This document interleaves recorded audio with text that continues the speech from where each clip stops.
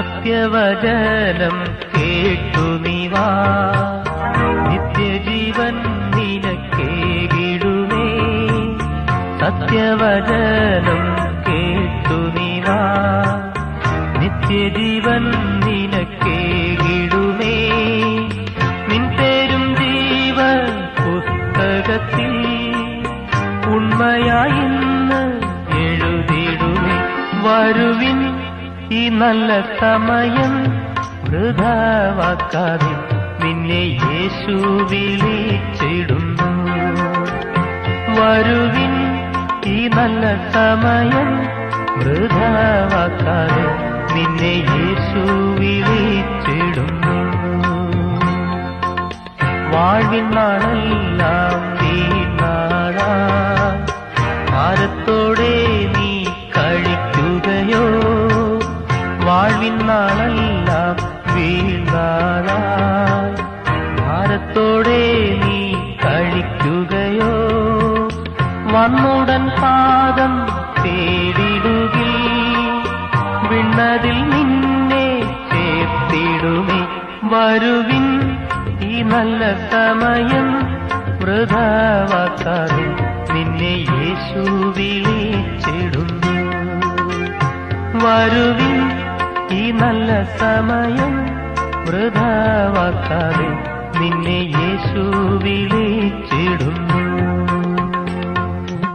സത്യവചനം എന്ന ഈ TV പ്രക്ഷേപണ പരമ്പരയിലേക്ക് നിങ്ങളെ എല്ലാവരെയും വീണ്ടും ഒരു പ്രാവശ്യം കൂടി വളരെ ಹಾರ್ದವമായി ഞങ്ങൾ സ്വാഗതം ചെയ്യുന്നു. ಸತ್ಯವಾಕ್ಯ ಎಂಬಂಥ ಈ TV ಕಾರ್ಯಕ್ರಮಕ್ಕೆ ತಮ್ಮನ್ನೆಲ್ಲರನ್ನೂ ನಾವು ಮತ್ತೊಂದು ಸಾರಿ ಹಾರ್ದಿಕವಾಗಿ ಸ್ವಾಗತ ಮಾಡುತ್ತೇವೆ. കഴിഞ്ഞ ദിവസങ്ങളിൽ നിങ്ങൾ കാണിച്ച താല്പര്യത്തിനും ഞങ്ങളെ വിളിക്കുകയും പ്രാർത്ഥനാ ವಿಷಯಗಳು അറിയിച്ചതിനും ഞങ്ങൾ നിങ്ങളോട് നന്ദി പറയുന്നു.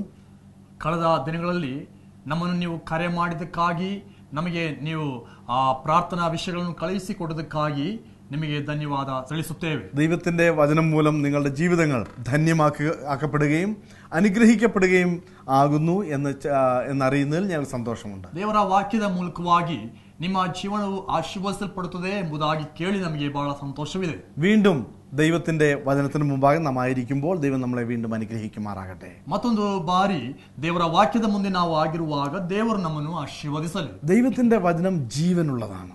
ದೇವರ ವಾಕ್ಯವು ಜೀವವುಳ್ಳದಾಗಿದೆ. അത് അത്ഭുതങ്ങൾ പ്രവർത്തിപ്പാൻ കഴിവുണ്ട്. ಅದು ಅದ್ಭುತವನ್ನು ಮಾಡಲಿಕ್ಕೆ ಶಕ್ತಿ ಇರುವಂತದ್ದಾಗಿದೆ. ശക്തി ദൈവവചനത്തിലൂടെ വെളിപ്പെടും. ದೇವರ ಶಕ್ತಿಯು ದೇವರ ವಾಕ್ಯದ ಮೂಲಕವಾಗಿ ಪ್ರಕಟವಾಗುತ್ತದೆ. അത് വളരെ സാധാരണമായ പ്രവൃത്തിയാണ്. ಅದು ಬಹಳಷ್ಟು ಸಾಧಾರಣವಾದಂತ ಒಂದು ಕಾರ್ಯವಾಗಿದೆ. നിങ്ങൾ വിശ്വസിക്കുകയും നിങ്ങൾ അനുസരിക്കുകയും ചെയ്യുമ്പോൾ ദൈവത്തിന്റെ ശക്തി കലവറയില്ലാതെ നിങ്ങൾക്ക് വേണ്ടി ഒഴുകിയിറങ്ങും. ನೀವು ನಂಬಿ ವಿಧೇಯರಾಗುವಾಗ ದೇವರ ಆಶೀರ್ವಾದವು ಲೆಕ್ಕವಿಲ್ಲದಂತ ರೀತಿಯಲ್ಲಿ ನಿಮಗೋಸ್ಕರ ಚಲಿಸುತ್ತದೆ. ആകയാൽ ഇന്ന് നിങ്ങൾ ഈ വചനം കേട്ടുകൊണ്ടിരിക്കുമ്പോൾ നിങ്ങളുടെ ഹൃദയം വിശ്വാസത്താൽ നിറയപ്പെടട്ടെ. ಆದ ಕಾರಣ ಈಗ ಈ ಸಮಯ ನೀವು ವಾಕ್ಯವನ್ನು ಕೇಳುವಾಗ ನಂಬಿಕೆಯಿಂದ ನಿಮ್ಮ ಹೃದಯವು ತುಂಬಲಿ. കഴിഞ്ഞ 2 എപ്പിസോഡുകളായി നാം പഠിച്ചുകൊണ്ടിരുന്ന വിഷയം, ಕಳೆದ 2 ಸಂಚಿಕೆಯ ಮೂಲಕವಾಗಿ ನಾವು ಕಲಿತಂತ ವಿಷಯ കർത്താവായ യേശുക്രിസ്തു പഠിപ്പിച്ച പർവ്വത പ്രസംഗത്തിൽ നിന്നാണ്. ಕರ್ತನಾದ ಯೇಸು ಕ್ರಿಸ್ತನು ಕಲಿಸಿದಂತ ಪರ್ವತ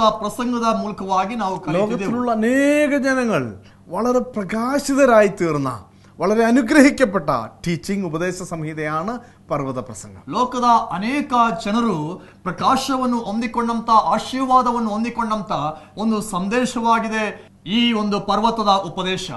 ഇത് അനേകർ വളരെ വ്യത്യസ്തമായി ഇതിന്റെ ഗുണങ്ങൾ അനുഭവിച്ചിട്ടുണ്ട്. ಬೇರೆ ಬೇರೆ ಜನರು ಬೇರೆ ಬೇರೆ ರೀತಿಯಾದ ಆ ಗುಣವನ್ನು ಇದರಿಂದ ಹೊಂದಿಕೊಂಡಿದ್ದಾರೆ. ഇതുവരെ ലോകം പഠിപ്പിക്കാത്ത അല്ലെങ്കിൽ ലോക സംഹിതകൾക്ക് നേരെ വിപരീതമായിട്ടുള്ള പഠനമാണ് ഈ പർവ്വത പ്രസംഗത്തിൽ നാം കേൾക്കുകയും മനസ്സിലാക്കുകയും ചെയ്യുന്നത്. ಇಷ್ಟರವರೆಗೆ ಈ ಲೋಕವು ಕಲಿಸದೇ ಇರುವಂತ ವ್ಯತ್ಯಾಸವಾದಂತ ಒಂದು ಉಪದೇಶವನ್ನು ನಾವು ಈ ಪರ್ವತ ಪ್ರಸಂಗದ ಮೂಲಕವಾಗಿ ಕಲಿಯುತ್ತೇವೆ. മത്തായിയുടെ സുവിശേഷം 5-ാം അധ്യായം 13, 14, 15, 16 വാക്യങ്ങളാണ് കഴിഞ്ഞ 2 എപ്പിസോഡുകളായി നാം ചിന്തിച്ചുകൊണ്ടിരുന്നത്. ಕಳೆದ 2 ಎಪಿಸೋಡ್ ಮೂಲಕವಾಗಿ ಮತ್ತಾಯನ ಸುವಾರ್ತೆ 5ನೇ ಅಧ್ಯಾಯ 13ನೇ ವಾಕ್ಯದಿಂದ 16ನೇ ವಾಕ್ಯದ ತನಕ ನಾವು ಕಲಿಯುತ್ತಾ ಇದ್ದೇವೆ. അതിൽ പ്രാധാന്യം അർഹിക്കുന്നത്, ഒന്ന്, നിങ്ങൾ ഭൂമിയുടെ ഉപ്പാകുന്നു, നിങ്ങൾ ലോകത്തിന്റെ വെളിച്ചമാകുന്നു. ಪ್ರಾಮುಖ್ಯವಾಗಿರುವಂತಹ ವಿಷಯವೇನೆಂದರೆ, ಒಂದು, ನೀವು ಭೂಮಿಗೆ ಉಪ್ಪಾಗಿದ್ದೀರಿ, ನೀವು ಲೋಕಕ್ಕೆ ಬೆಳಕಾಗಿದ್ದೀರಿ. നിങ്ങൾ ഭൂമിയുടെ ഉപ്പാണ്.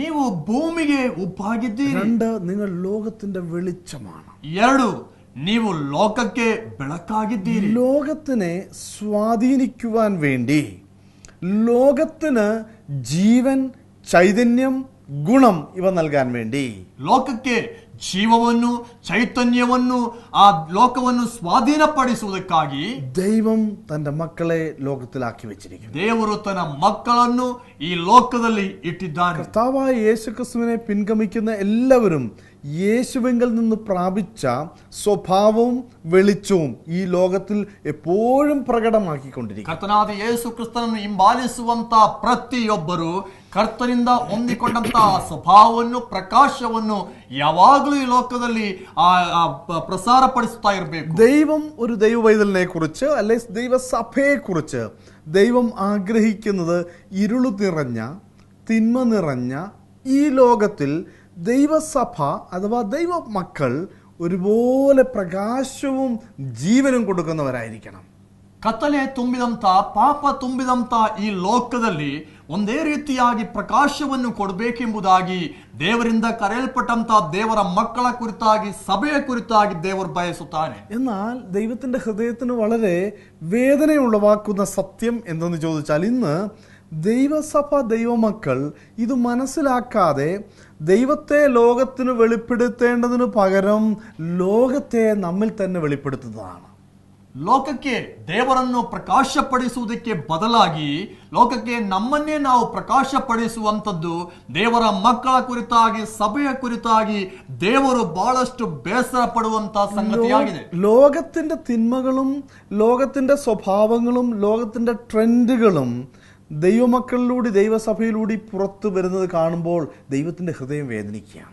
ಲೋಕದ ಒಂದು ಸಂಗತಿಗಳು, ಲೋಕದ ಪಾಪ ಕೃತ್ಯಗಳು ದೇವರ ಮಕ್ಕಳ ಮೂಲಕವಾಗಿ, ದೇವರ ಸಭೆಯ ಮೂಲಕವಾಗಿ ಹೊರಪಡುವುದು ನೋಡುವಾಗ ದೇವರು ಬಹಳಷ್ಟು ದುಃಖ ಪಡುತ್ತಾನೆ. നാം ലോകത്തിന്റെ ഇരുളും ലോകത്തിന്റെ പാപവും ലോകത്തിന്റെ തിന്മകളും വെളിപ്പെടുത്തേണ്ടവരല്ല, പ്രത്യുത ദൈവത്തിന്റെ സ്നേഹം ലോകത്തിന് വെളിപ്പെടുത്തേണ്ടവരാണ്. ಲೋಕದ ಕತ್ತಲೆಯನ್ನು, ಲೋಕದ ಪಾಪವನ್ನು, ಲೋಕದ ಕೆಟ್ಟತನವನ್ನು ಲೋಕಕ್ಕೆ ಪ್ರಚಾರಪಡಿಸಬೇಕಾದವರಲ್ಲ, ಮತ್ತೆ ದೇವರ ಪ್ರೀತಿಯನ್ನು ಪ್ರಚಾರಪಡಿಸಬೇಕಾದವರಾಗಿದ್ದೇವೆ. ലോകത്തിന്റെ തിന്മകളും അഴിമതികളും മാലിന്യങ്ങളും സ്വയ ആഗ്രഹങ്ങളും ഒന്നും സഭയുടേതല്ല, സഭ വെളിപ്പെടുത്തേണ്ടവയല്ല. ಲೋಕದ ಕೆಟ್ಟತನಗಳು, ಅಶುದ್ಧಿಯು, ಅದೇ ರೀತಿಯಾಗಿ ಇರುವಂತ ಎಲ್ಲ ನೀಚ ಸ್ವಭಾವಗಳು ಅದು ಸಭೆಯ ಆ ಒಂದು ಸಂಗತಿ ಅಲ್ಲ. ലോകത്തിന്റെ ദ്രവ്യാഗ്രഹവും ലോകത്തിന്റെ ആസക്തികളും ലോകത്തിന്റെ ധനാ ആഗ്രഹങ്ങളും ഒന്നും ദൈവസഭ വെളിപ്പെടുത്തേണ്ടവയല്ല. ದೇವರ ಸಭೆಯು ಯಾವತ್ತು ಈ ಲೋಕದ ದ್ರವ್ಯಾಶಗಳನ್ನು, ಈ ಲೋಕದ ಆ ಪಾಪಗಳನ್ನು ಹೊರಪಡಿಸಬೇಕಂತವರಲ್ಲ. എന്നാൽ അവയെല്ലാം ശാസിക്കേണ്ടതും അവയെല്ലാം നിയന്ത്രിക്കേണ്ടതും അവയെല്ലാം കെടുത്തേണ്ടതും ദൈവസഭയുടെ ഉത്തരവാദിത്തമാണ്. ದೇವರ ಸಭೆಯ ಒಂದು ಜವಾಬ್ದಾರಿ ಏನೆಂದರೆ ಅವೆಲ್ಲವನ್ನು ಖಂಡಿಸಿ ಆ ಶಿಸ್ತಿನಿಂದ ಮುಂದುವರಿಯುವಂಥದ್ದು. ഇവിടെ ഈ നാം വായിച്ച വാക്യത്തിൽ അതിന്റെ 13ാം വാക്യം ആരംഭിക്കുന്ന ഇപ്രകാരമാണ്: നിങ്ങൾ ഭൂമിയുടെ ഉപ്പാകുന്നു. 13ನೇ ವಾಕ್ಯ, ನಾವು ಓದಿಕೊಂಡ ವಾಕ್ಯ ಪ್ರಾರಂಭ ಮಾಡುವುದು ಈ ರೀತಿಯಾಗಿದೆ: ನೀವು ಭೂಮಿಗೆ ಉಪ್ಪಾಗಿದ್ದೀರಿ. ഇംഗ്ലീഷിൽ യു എന്ന പദമാണ്, അത് പ്ലൂറലായിട്ടും അല്ലെ ഏകവചനമായിട്ടും ബഹുവചനമായിട്ടും അതിനെ ഉപയോഗിക്കാം. ಇಂಗ್ಲಿಷ್ ನಲ್ಲಿರುವಂತ ಯು ಎಂಬಂತ ಪದ ಅದು ಏಕವಚನವಾಗಿಯೂ ಬಹುವಚನವಾಗಿಯೂ ಅದನ್ನು ಉಪಯೋಗ ಮಾಡಬಹುದು. മൂലഭാഷയിൽ അത് കൊടുത്തിരിക്കുന്നത് ബഹുവചനമായിട്ടാണ്. ನಮ್ಮ ಭಾಷೆಯಲ್ಲಿ ಮತ್ತು ಇದರ ಮೂಲ ಭಾಷೆಯಲ್ಲಿ ಇದಕ್ಕೆ ಬಹುವಚನವನ್ನು ಉಪಯೋಗ ಮಾಡಿದ್ದಾರೆ. അതിന്റെ അർത്ഥം, ಅದರ ಅರ್ಥವೇನೆಂದರೆ, നാം ഓരോരുത്തരും ഒരു പ്രകാശത്തിന്റെ തിരികളും അല്ലെ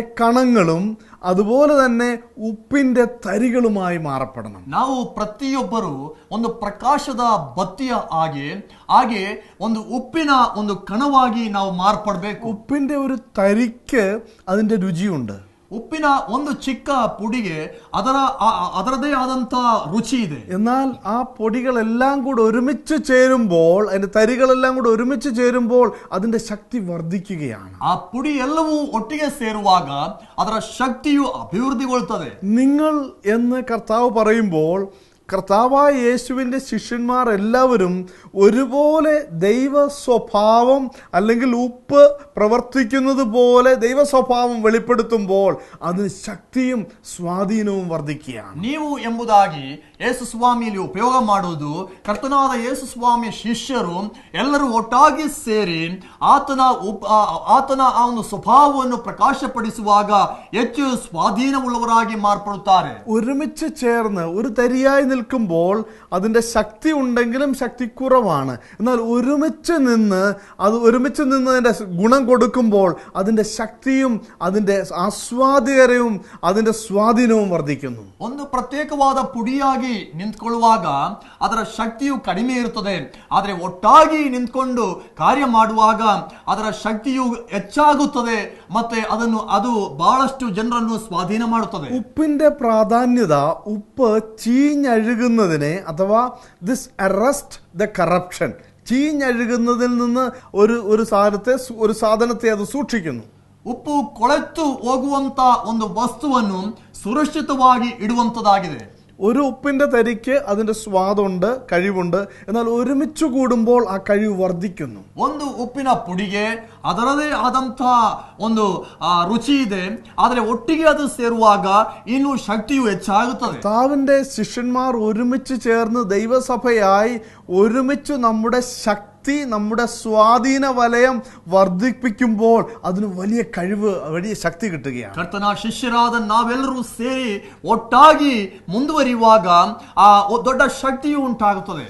ഇവിടെ ഈ ഉപ്പിന് സൂക്ഷിക്കുവാനുള്ള കഴിവുള്ളതുപോലെ അല്ലെങ്കിൽ കറപ്ഷനെ അറസ്റ്റ് ചെയ്യുവാൻ അല്ലെങ്കിൽ അത് ചീഞ്ഞു പോകുന്ന അനുഭവത്തിൽ നിന്ന് രക്ഷിക്കുവാനുള്ള കഴിവ് പോലെ ഒരു വിശ്വാസിക്ക്, ക്രിസ്തു വിശ്വാസിക്ക് നശിച്ചു പോകുന്ന ലോകത്തെ സംരക്ഷിക്കുവാനുള്ള ശക്തി ക്രിസ്തുവിലൂടെയുണ്ട്. ಉಪ್ಪಿಗೆ ಕೆಟ್ಟು ಹೋಗುವಂತಹ ಒಂದು ವಸ್ತುವನ್ನು ಕೆಡದಂತೆ ಕಾಪಾಡುವುದಕ್ಕೆ ಶಕ್ತಿ ಇರುವ ಹಾಗೆ ಒಬ್ಬ ಕ್ರೈಸ್ತ ವ್ಯಕ್ತಿಗೆ ಆ ಕೆಟ್ಟು ಹೋಗುವಂತಹ ಲೋಕವನ್ನು ಕೆಟ್ಟು ಹೋಗದಂತೆ ಕಾಪಾಡಲಿಕ್ಕೆ ಶಕ್ತಿ ಇದೆ.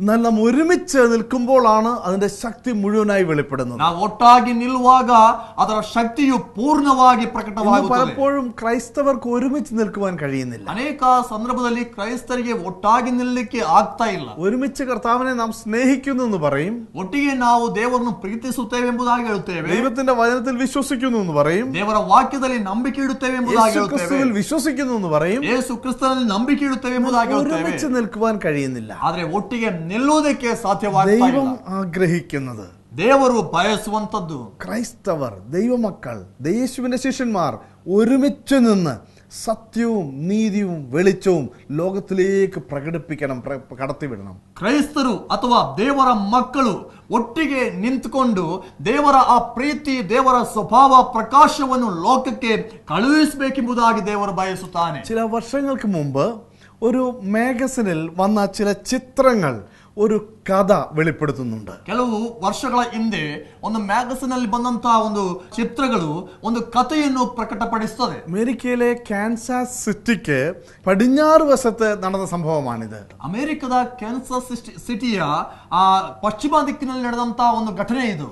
5 പിക്ചറുകളിലൂടെ, ചിത്രങ്ങളിലൂടെ ഈ കഥ വെളിപ്പെടുത്തുന്നു. 5 ಚಿತ್ರಗಳ ಮೂಲಕವಾಗಿ ಈ ಒಂದು ಕಥೆಯು ಪ್ರಕಟವಾಗುತ್ತದೆ. ഒന്നാമത്തെ ചിത്രം വളരെ വിശാലമായി കിടക്കുന്ന ഒരു ഗോതമ്പ് വയൽ. ಒಂದನೇ ಚಿತ್ರ ದೊಡ್ಡ ವಿಶಾಲವಾಗಿ ಇರುವಂತ ಒಂದು ಗೋಧಿಯ ಬಯಲು. ഏക്കറുകൾ കണക്കിൽ പരന്നു കിടക്കുന്ന ഒരു ഗോതമ്പ് വയൽ. ಅನೇಕ ಏಕರುಗಳು ಇರುವಂತ ಒಂದು ಗೋಧಿಯ ಬಯಲು. രണ്ടാമത്തെ പിക്ചർ വളരെ നിരാശയോടെ, വളരെ കണ്ണീരൊലിപ്പിച്ചുകൊണ്ട്, തകർന്ന ഹൃദയത്തോടെ ആ വയലിന്റെ നടുവിൽ ഫാം ഹൗസിലിരിക്കുന്ന ഒരു മാതാവിന്റെ ചിത്രം. ಎರಡನೆಯ ಚಿತ್ರ ಬಹಳಷ್ಟು ಕಣ್ಣೀರು ಸುರಿಸಿಕೊಂಡು ನಿರಾಶೆಯೊಂದಿಗೆ ಆ ಒಂದು ಹೊಲದ ಮಧ್ಯದಲ್ಲಿ ಕೂತಿರುವಂತಹ ತಾಯಿಯ ಒಂದು ಚಿತ್ರ. മൂന്നാമത്തെ ചിത്രം അവരുടെ 4 വയസ്സുള്ള ഈ പിഞ്ചു കുഞ്ഞ് ഗോതമ്പ് വയലിലേക്ക് ഇറങ്ങിപ്പോയി കണ്ട് കിട്ടുവാൻ സാധിച്ചില്ല. ಮೂರನೆಯ ಒಂದು ಚಿತ್ರ ಅವರ 4 ವಯಸ್ಸಿರುವಂತ ಮಗು ಆ ಗೋಧಿಯ ಹೊಲದ ಮಧ್ಯಕ್ಕೆ ಹೋಗಿ ಆ ಕಾಣೆಯಾಗಿದ್ದಾನೆ. അവിടെ അവരെല്ലാം അന്വേഷിച്ചു, കണ്ടു കിട്ടിയില്ല. ಅವರಲ್ಲೆಲ್ಲ ಹುಡುಕಾಡಿದರು, ಆದ್ರೆ ಕಾಣ್ತಾ ಇಲ್ಲ. രാത്രി മുഴുവൻ മാതാവും പിതാവും അന്വേഷിച്ചു. ರಾತ್ರಿ ಎಲ್ಲ ತಂದೆ ತಾಯಿ ಅವರು ಹುಡುಕಾಡಿದರು, കുഞ്ഞിനെ കിട്ടിയില്ല, ಮಗು ಸಿಗ್ತಾ ಇಲ್ಲ. പിറ്റേ ദിവസം ഈ വിവരം അറിഞ്ഞ് ആ സിറ്റിയിലുള്ള മുഴുവൻ ആളുകളും ഒരുമിച്ച് ചേർന്നു. ಮಾರನೆಯ ದಿನ ಈ ವಿಷಯವನ್ನು ತಿಳ್ಕೊಂಡಂತ ಆ ಪಟ್ಟಣದ ಎಲ್ಲಾ ಜನರು ಒಟ್ಟಿಗೆ ಸೇರಿದರು. അവരെല്ലാവരും കൈയോട് കൈ ചേർത്ത് പിടിച്ച് ಅವರೆಲ್ಲರೂ ഒരു നെറ്റ് പോലെ ഒരുപോലെ ഈ വയലിലൂടെ സഞ്ചരിക്കുവാൻ തുടങ്ങി. ಅವರೆಲ್ಲರೂ ಕೈಗಳನ್ನು ಜೋಡಿಸಿ ಹಿಡಿಕೊಂಡು ಒಂದು ಬಲೆಯ ಪ್ರಕಾರವಾಗಿ ಈ ಹೊಲದ ಮಧ್ಯದಲ್ಲಿ ನಡೆಯಲಿಕ್ಕೆ ಪ್ರಾರಂಭಿಸಿದರು. അഞ്ചാമത്തെ പിക്ചർ ഇതാണ്. ಅದರ 5ನೇ ಚಿತ್ರ ಇದಾಗಿದೆ. കുഞ്ഞിന്റെ മരിച്ച് മൃതശരീരവുമായി, തണുത്തു വിറങ്ങലിച്ച മൃതശരീരവുമായി ആ പിതാവ് നിരാശയോടെ അതാ ആ ഭവനത്തിലേക്ക് കയറി വരുന്നു. ಸತ್ತು ತಣ್ಣಗೆ ಆಗಿರುವಂತ ಆ ಮಗುವಿನ ಶವ ಶರೀರವನ್ನು ಎತ್ತುಕೊಂಡು ಮನೆಗೆ ನಿರಾಶೆಯೊಂದಿಗೆ ಬರುವಂತ ತಂದೆಯ ಒಂದು ಚಿತ್ರವಾಗಿದೆ. അവസാനത്തെ ലൈൻ ഇപ്രകാരമാണ്. ಕೊನೆಯ ಒಂದು ಲೈನ್ ಹೀಗೆ ಆಗಿದೆ. ദൈവമേ, ഞങ്ങൾ ഈ പ്രവൃത്തി ഇന്നലെ ചെയ്തിരുന്നെങ്കിൽ ഈ കുഞ്ഞിനെ ജീവനോടെ ലഭിക്കുമായിരുന്നുവല്ലോ. ದೇವರೇ, ಈ ಒಂದು ಕಾರ್ಯವನ್ನು ನಾವು ನಿನ್ನೆಯ ದಿನ ಮಾಡಿದರೆ ಆ ಮಗು ಜೀವಂತವಾಗಿ ನಮಗೆ ಸಿಗುತ್ತಾ ಇತ್ತಲ್ಲ. ഇന്ന് നമ്മുടെ ചുറ്റുമുള്ള നൂറുകണക്കിന്, ആയിരക്കണക്കിന്, ലക്ഷക്കണക്കിന് ആളുകൾ സത്യമറിയാതെ നശിച്ചുകൊണ്ടിരിക്കുന്നു. പാപത്തിന്റെ വലയിൽ വീണ് പിടഞ്ഞു മരിച്ചുകൊണ്ടിരിക്കുന്നു. നാം ഒരുമിച്ച് കൈകോർത്ത് ദൈവത്തിന്റെ സ്നേഹം ಇವರಿലേക്ക് ಎತ್ತಿക്കുവാൻ ಕೈಗೋರ್ಕುന്നുವೆങ്കിൽ, ನಮ್ಮ ಸುತ್ತಮುತ್ತಲಿರುವಂತ ಜನ ಲಕ್ಷಗಟ್ಟಲೆ ಜನರು ದೇವರ ಪ್ರೀತಿಯನ್ನು ಅರಿಯದೆ ನಾಶವಾಗಿ ಹೋಗ್ತಾ ಇದ್ದಾರೆ. ಆದರೆ ನಾವು ಒಟ್ಟಿಗೆ ಸೇರಿ ಕೈಯನ್ನು ಜೋಡಿಸಿಕೊಂಡು ಮುಂದುವರಿಯುವುದಾದರೆ, എല്ലാവരും ഒരുമിച്ച് ചേർന്ന് ഈ ദൈവസ്നേഹം വെളിപ്പെടുത്തുവാൻ നാം മുന്നോട്ട് വരുന്നുവെങ്കിൽ അനേക ലക്ഷങ്ങൾ യഥാർത്ഥ സ്നേഹം, യഥാർത്ഥ സന്തോഷം, യഥാർത്ഥ ദൈവസ്നേഹം കണ്ടെത്തി അവന്റെ ജീവനിലേക്ക് മടങ്ങി വരുവാനിടയായി. ನಾವೆಲ್ಲರೂ ಒಟ್ಟಿಗೆ ಕೈಗಳನ್ನು ಜೋಡಿಸಿ ಹಿಡಿಕೊಂಡು ಈ ದೇವರ ಪ್ರೀತಿಯನ್ನು ತಿಳಿಯಪಡಿಸುವುದಕ್ಕಾಗಿ ಮುಂದೆ ಬರುವುದಾದರೆ ಅನೇಕರು ಈ ದೇವರ ಪ್ರೀತಿಯಿಂದ ಸ್ವಾಧೀನ ಹೊಂದಲ್ಪಟ್ಟವರಾಗಿ ಆತನ ಪ್ರೀತಿಯ ಕಡೆಗೆ ಬರುತ್ತಾರೆ. ദൈവ സ്വഭാവം വെളിപ്പെടുത്തുവാൻ എല്ലാവരും ഒരുപോലെ ചേരണം. ದೇವರ ಒಂದು ಸ್ವಭಾವವನ್ನು ಪ್ರಕಟಪಡಿಸುವುದಕ್ಕಾಗಿ ನಾವೆಲ್ಲರೂ ಒಟ್ಟಿಗೆ ಸೇರಬೇಕು. നിങ്ങൾ ഭൂമിയുടെ ഉപ്പാകുന്നു എന്ന് പറയുമ്പോൾ അതൊരു ഇൻഡിവിജ്വൽ അല്ല, ഒരു വ്യക്തിയായിട്ടല്ല, നാം ഒരു കൂട്ടമായിട്ട് ഉപ്പിന്റെ തരികൾ ഒരുമിച്ച് നിൽക്കുന്നത് പോലെ നാം ഒരുമിച്ച് ചേർന്ന് നിൽക്കുമ്പോഴാണ് നമ്മുടെ സ്വാധീന ശക്തി, നമ്മുടെ ഉപ്പിന്റെ രുചി ലോകത്തിലേക്ക് വെളിപ്പെടുത്തുവാനിടയായിത്തീരുന്നത്. ನೀವು ಭೂಮಿಗೆ ಉಪ್ಪಾಗಿದ್ದೀರಿ ಎಂಬುದಾಗಿ ಹೇಳುವಾಗ ಉಪ್ಪು ಒಂದೇ ಆಗಿರುವ ಹಾಗೆ ನಾವೆಲ್ಲರೂ ಒಂದಾಗಿರುವುದಾದರೆ ಆ ಉಪ್ಪಿನ ರುಚಿ ಯಾವ ರೀತಿಯಾಗಿ ಲೋಕಕ್ಕೆ ಪ್ರಕಟಪಡಿಸಲಿಕ್ಕೆ ಸಾಧ್ಯವೋ ಅದೇ ರೀತಿಯಾಗಿ ಈ ದೇವರ ಸ್ವಭಾವವನ್ನು ಲೋಕಕ್ಕೆ ನಮಗೆ ಪ್ರಚಾರಪಡಿಸುವುದಕ್ಕೆ ಸಾಧ್ಯ. ഒരു ഉപ്പിന് രുചിയുള്ളതുപോലെ നമ്മുടെ സമൂഹത്തിന് രുചി വരുത്തുവാൻ യഥാർത്ഥ ഒരു ദൈവവൈദ്യനെ കൊണ്ട് മാത്രമേ സാധ്യമാകൂ. ಉಪ್ಪಿಗೆ ಯಾವ ರೀತಿಯಾಗಿ ರುಚಿ ಇದೆಯೋ ಅದೇ ರೀತಿಯಾಗಿ ಈ ಲೋಕಕ್ಕೆ ರುಚಿಯನ್ನು ಉಂಟು ಮಾಡುವುದಕ್ಕಾಗಿ ನಿಜವಾದ ಒಬ್ಬ ದೇವರ ಮಗುವಿಗೆ ಮಾತ್ರ ಸಾಧ್ಯ. ഇന്നത്തെ ചരിത്രം പഠിക്കുന്ന, മനുഷ്യ ചരിത്രം പഠിക്കുന്ന ഏതൊരു വ്യക്തിക്കും ഒരു കാര്യം മനസ്സിലാകും. ಇವತ್ತಿನ ಮನುಷ್ಯನ ಚರಿತ್ರೆಯನ್ನು ಕಲಿಯುವಂತ ಪ್ರತಿಯೊಬ್ಬರಿಗೂ ಒಂದು ವಿಷಯ ಗೊತ್ತಾಗುತ್ತದೆ. ഇന്നത്തെ മനുഷ്യൻ വളരെ പുരോഗമിക്കുന്നു എന്ന് പറഞ്ഞ് സയൻസിലും വിദ്യാഭ്യാസത്തിലും മെഡിസിനിലും അല്ലെങ്കിൽ വൈദ്യശാസ്ത്ര രംഗങ്ങളിലും എല്ലാ ശാസ്ത്ര രംഗങ്ങളിലും വളരെ പുരോഗതി ഉണ്ടെങ്കിലും മനുഷ്യന്റെ ജീവിതം സത്യത്തിൽ അധംപതനത്തിലേക്ക് വന്നുകൊണ്ടിരിക്കുകയാണ്. ಮನುಷ್ಯರು ವೈಜ್ಞಾನಿಕವಾಗಿ, ವೈದ್ಯಕೀಯವಾಗಿ, ಅದೇ ರೀತಿಯಾಗಿ ಈ ಲೋಕದ ಶಾಸ್ತ್ರಾಭ್ಯಾಸಗಳಲ್ಲಿ ಬೆಳೆಯುತ್ತಿದ್ದಾರೆ ಎಂಬುದಾಗಿ ಹೇಳಿಕೊಂಡಾಗಿಯೂ ಮನುಷ್ಯರು ಸತ್ಯದಲ್ಲಿ ಅವರು ಕೊಂದಿ ಹೋಗುತ್ತಿದ್ದಾರೆ. വലിയ പുരോഗതി മനുഷ്യൻ ഒരു തരത്തിൽ ശാസ്ത്രീയമായി കൈവരിക്കുന്നുണ്ട്. ಆ ಶಾಸ್ತ್ರದ ಪ್ರಕಾರವಾಗಿ ದೊಡ್ಡ ಹೆಗ್ಗಳಿಕೆಯು ಮನುಷ್ಯರಿಗೆ ಇದೆ. കഴിഞ്ഞ നൂറ്റാണ്ടുകളിൽ മനുഷ്യൻ ചിന്തിച്ചു, ഈ വലിയ ശാസ്ത്ര പുരോഗതി മൂലം ഇനി രോഗമുണ്ടാകുകയില്ല, എല്ലാ രോഗത്തിനും മരുന്നുണ്ടാകും, ഇനി ക്ഷാമമുണ്ടാകുകയില്ല, പണത്തിന് കുഴപ്പമുണ്ടാകുകയില്ല, അതുപോലെ തന്നെ ദാരിദ്ര്യമുണ്ടാകുകയില്ല എന്നെല്ലാം മനുഷ്യൻ വളരെ വ്യാമോഹിച്ചു. ಶಾಸ್ತ್ರದ ಆ ಒಂದು ಅಭಿವೃದ್ಧಿಯ ಮೂಲಕವಾಗಿ ಮನುಷ್ಯನು ಕಳೆದ ಶತಮಾನಗಳಲ್ಲಿ ನೆನೆಸಿದನು, ಈ ಲೋಕದಲ್ಲಿ ಜನರಿಗೆ ಇನ್ನು ರೋಗವಿರುವುದಿಲ್ಲ, ಆ ದುಡ್ಡಿನ ಕೊರತೆ ಇರುವುದಿಲ್ಲ, ಅದೇ ರೀತಿಯಾಗಿ ಯಾವ ತೊಂದರೆ ಇರುವುದಿಲ್ಲ ಎಂಬುದಾಗಿ ನೆನೆಸಿದರು. ಆದರೆ ಮನುಷ್ಯರು ಅದರಲ್ಲಿ ಅಪಜಯ ಹೊಂದಿದರು. എന്നാൽ ഇന്നത്തെ ലോകത്തിലേക്ക് നോക്കിയാൽ ഈ ശാസ്ത്രം വർദ്ധിച്ചെങ്കിലും മനുഷ്യന്റെ നിലവാരങ്ങൾ തകർന്നുകൊണ്ടിരിക്കുകയാണ്. ಶಾಸ್ತ್ರವೆಲ್ಲವೂ ಈಗ ಲೋಕದಲ್ಲಿ ಅಭಿವೃದ್ಧಿಗೊಂಡರು ಮನುಷ್ಯನು ಈಗ ಲೋಕದಲ್ಲಿ ಅಪಜಯಗೊಳ್ತಾ ಇದ್ದಾನೆ. തിന്മ വർദ്ധിക്കുന്നു, ಆ ಕೆಟ್ಟತನವು ಹೆಚ್ಚಾಗುತ್ತಾ ಇದೆ, കൊലപാതകങ്ങൾ വർദ്ധിക്കുന്നു, ಕೊಲೆ ಜಾಸ್ತಿ ಆಗ್ತಾ ಇದೆ, കള്ളത്തരങ്ങൾ വർദ്ധിക്കുന്നു, ಕಳ್ಳತನವು ಹೆಚ್ಚಾಗುತ್ತಾ ಇದೆ, അഴിമതി വർദ്ധിക്കുന്നു, ಆ ಭ್ರಷ್ಟಾಚಾರವು ಹೆಚ್ಚಾಗುತ್ತಾ ಇದೆ, അനീതി വർദ്ധിക്കുന്നു, ಅನೀತಿಯು ಹೆಚ್ಚಾಗುತ್ತಾ ಇದೆ, എല്ലാ ഇരുളും തിന്മകളും വർദ്ധിച്ചുകൊണ്ടിരിക്കുകയാണ്. ಎಲ್ಲಾ ಕೆಟ್ಟತನವು ಎಲ್ಲಾ ಕತ್ತಲೆಯು ಹೆಚ್ಚಾಗುತ್ತಾ ಇದೆ. ശാസ്ത്രീയ വർധനവുകൾ ഇവയെ ഒന്നും പിടിച്ചു നിർത്താൻ സാധിച്ചില്ല. ಶಾಸ್ತ್ರದ ಅಭಿವೃದ್ಧಿಯು ಇವೆಲ್ಲವನ್ನು ಹಿಡಿದು ನಿಲ್ಲಿಸಲಿಕ್ಕೆ ಸಾಧ್ಯವಾಗಲಿಲ್ಲ. എന്നാൽ കർത്താവായ യേശുക്രിസ്തുവിന്റെ സ്വഭാവത്തോടെ, ಕರ್ತನಾದ ಯೇಸು ಕ್ರಿಸ್ತನ ಸ್ವಭಾವದೊಂದಿಗೆ, ഉപ്പിന്റെ രുചിയോടെ, ಉಪ್ಪಿನ ಒಂದು ರುಚಿಯೊಂದಿಗೆ ദൈവമക്കൾ കർത്താവിന്റെ ശിഷ്യന്മാർ ആകുമ്പോൾ മാത്രമേ, ಕರ್ತನಾದ ಯೇಸು ಕ್ರಿಸ್ತನ ಶಿಷ್ಯರಾಗಿ ಜನರು ಮಾರ್ಪಡುವಾಗ, അപ്പോൾ മാത്രമേ ഈ ലോകത്തെ നാശത്തിൽ നിന്നും, അധർമ്മത്തിൽ നിന്നും, ഇരുളിൽ നിന്നും രക്ഷിച്ച് വീണ്ടെടുക്കുവാൻ സാധിക്കും. ನಾಶದಿಂದ, ಅಧರ್ಮದಿಂದ, ಕತ್ತಲೆಯಿಂದ ಈ ಲೋಕವನ್ನು ಉದ್ಧಾರ ಮಾಡಲಿಕ್ಕೆ ಜನರಿಗೆ ಸಾಧ್ಯ. നാം ഒരുമിച്ച് യേശുവിന്റെ സ്വഭാവം എന്ന ഉപ്പായി മാറുകയാണ് ഇതിന്റെ മറുപടി. ನಾವೆಲ್ಲರೂ ಒಟ್ಟಾಗಿ ಸೇರಿ ಯೇಸುವಿನ ಆ ಒಂದು ಉಪ್ಪಾಗಿ ಮಾರ್ಪಡುವುದೇ ಇದರ ಉತ್ತರ. ഉപ്പിന്റെ പ്രത്യേകത ഇതിനെ നോക്കിയാൽ മനസ്സിലാകില്ല, എന്നാൽ അനുഭവിച്ചാൽ, ടേസ്റ്റ് ചെയ്താൽ, രുചിച്ചു നോക്കിയാൽ പെട്ടെന്നറിയാം. ಉಪ್ಪಿನ ಒಂದು ಅನುಭವ ಏನಂದ್ರೆ ಅದನ್ನು ನೋಡಿದ್ರೆ ತಿಳ್ಕೊಳ್ಳಿಕ್ಕೆ ಸಾಧ್ಯವಿಲ್ಲ, ಆದರೆ ಅದರ ರುಚಿಯನ್ನು ನೋಡಿದ್ರೆ ನಮಗೆ ಅರ್ಥವಾಗುತ್ತದೆ. വെളുത്തിരിക്കും, എന്നാൽ വെളുത്തതെല്ലാം ഉപ്പല്ല. ಬೆಳ್ಳಗಾಗಿರುತ್ತದೆ, ಆದರೆ ಬಿಳಿಯಾಗಿರುವುದೆಲ್ಲ ಉಪ್ಪಲ್ಲ. നാവിൽ വെച്ച് നോക്കിയാൽ പെട്ടെന്ന് തിരിച്ചറിയാം. ನಾಲಿಗೆಯಲ್ಲಿ ಇಟ್ಟು ನೋಡಿದ್ರೆ ನಮಗೆ ಅರ್ಥವಾಗುತ್ತದೆ. യഥാർത്ഥ ക്രിസ്തു ശിഷ്യനെ നാം അനുഭവിക്കുമ്പോൾ, അടുത്തിടപെടുമ്പോൾ പെട്ടെന്ന് മനസ്സിലാകും. ನಿಜವಾದ ಕ್ರಿಸ್ತನ ಶಿಷ್ಯನನ್ನು ನಾವು ಹತ್ತಿರದಲ್ಲಿ ಪರಿಚಯ ಮಾಡಿಕೊಳ್ಳುವಾಗ ಅರ್ಥವಾಗುತ್ತದೆ. ರುചಿ കൊടുക്കും, ರುಚಿಯನ್ನು ಕೊಡ್ತಾರೆ. ഇന്നത്തെ രുചിയില്ലാത്ത ലോകത്തിന്, ರುಚಿ ಇಲ್ಲದಂತ ಈ ಲೋಕದಲ್ಲಿ, ഇന്നത്തെ സമാധാനമില്ലാത്ത ലോകത്തിന് ಇವತ್ತಿನ ಈ ಸಮಾಧಾನವಿಲ್ಲದಂತ ಲೋಕದಲ್ಲಿ രുചി കൊടുക്കുവാൻ, ರುಚಿಯನ್ನು ಕೊಡುವುದಕ್ಕಾಗಿ, പ്രത്യേക അനുഭവം കൊടുക്കുവാൻ, ಪ್ರತ್ಯೇಕವಾದ ಅನುಭವವನ್ನು ಕೊಡುವುದಕ್ಕಾಗಿ, സന്തോഷം കൊടുക്കുവാൻ ಸಂತೋಷವನ್ನು ಕೊಡುವುದಕ್ಕಾಗಿ ദൈവം നിങ്ങളെ വിളിക്കുകയാണ്. ದೇವರು ನಿಮ್ಮನ್ನು ಕರೆಯುತ್ತಾ ಇದ್ದಾರೆ. ദൈവത്തിന്റെ സന്നിധിയിലേക്ക് അടുത്തു വരിക. ದೇವರ ಒಂದು ಸನ್ನಿಧಿಗೆ ദൈവമേ, നിന്റെ സ്വഭാവം എനിക്ക് തരണമേ. ದೇವರೇ, ನಿನ್ನ ಸ್ವಭಾವವನ್ನು ನನಗೆ ಕೊಡು. ഉപ്പിന്റെ സ്വഭാവം എനിക്ക് തരണമേ. ಉಪ್ಪಿನ ಒಂದು ಸ್ವಭಾವವು ನನ್ನಲ್ಲಿ ಉಂಟಾಗಲಿ. എന്റെ അടുത്ത് വരുന്നവരെല്ലാം ദൈവത്തിന്റെ സ്വഭാവം, ദൈവത്തിന്റെ സ്നേഹം അനുഭവിക്കട്ടെ. ನನ್ನ ಹತ್ತಿರ ಬರುವವರು ದೇವರ ಪ್ರೀತಿಯನ್ನು, ದೇವರ ಸ್ವಭಾವವನ್ನು ಅರಿತುಕೊಳ್ಳಿ. ദൈവം നിങ്ങളെ ധാരാളമായിട്ട് അനുഗ്രഹിക്കട്ടെ. ದೇವರು ನಿಮ್ಮನ್ನು ಧಾರಾಳವಾಗಿ ಆಶೀರ್ವದಿಸಲಿ. ഞങ്ങൾക്ക് നിങ്ങൾ കാണുന്ന സ്ക്രീനിൽ കാണുന്ന നമ്പർ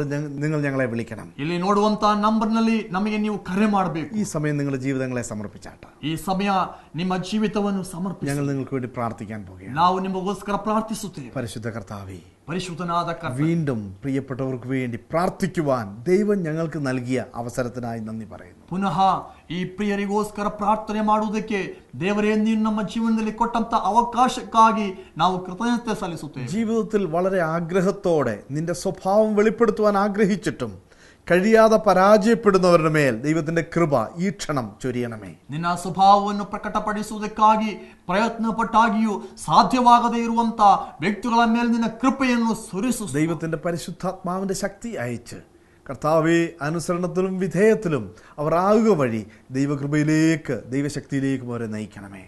ದೇವರ ಪವಿತ್ರಾತ್ಮನ್ನು ಕಳುಹಿಸಿ ಅವರು ವಿಧೇಯರಾಗುವುದರ ಮೂಲಕವಾಗಿ ದೇವರ ಕೃಪೆಯ ಕಡೆಗೆ ಅವರನ್ನು ನಡೆಸುವ. ദൈവത്തിന്റെ ഉപ്പായി, ലോകത്തിന്റെ വെളിച്ചമായി തീരുവാൻ ദൈവരെ സഹായിക്കണമേ. ದೇವರ ಉಪ್ಪಾಗಿ, ಲೋಕದ ಬೆಳಕಾಗಿ ಮಾರ್ಪಡುವುದಕ್ಕೆ ಅವರಿಗೆ ദൈവ സ്വഭാവം എല്ലാവർക്കും നൽകണമേ. ದೇವರ ಒಂದು ಸ್ವಭಾವವನ್ನು ಎಲ್ಲರಿಗೂ ದಯಪಾಲಿಸಿ. എല്ലാവരെയും അനുഗ്രഹിക്കണം. ಎಲ್ಲರನ್ನು ಆಶೀರ್ವದಿಸಿ. യേശുവിൻ നാമത്തിൽ പിതാവേ, ಯೇಸುವಿನ ನಾಮದಲ್ಲಿ ತಂದೆ, ആമേൻ. കേട്ടുനിവാ നിത്യജീവൻ നിനക്കേകിടുമേ. നിൻ പേരും ജീവ പുസ്തകത്തിൽ ഉണ്മയായി ഇന്ന് എഴുതിടുമേ. വരുവിൻ, ഈ നല്ല സമയം വൃഥാവാക്കാതെ നിന്നെ യേശു വിളിച്ചിടുന്നു. വരുവിൻ, ഈ നല്ല സമയം വൃഥാവാക്കാതെ നിന്നെ യേശു വിളിച്ചിടുന്നു. വാഴ്വിൻ നാളെല്ലാം തീർന്നാളാ ഭാരത്തോ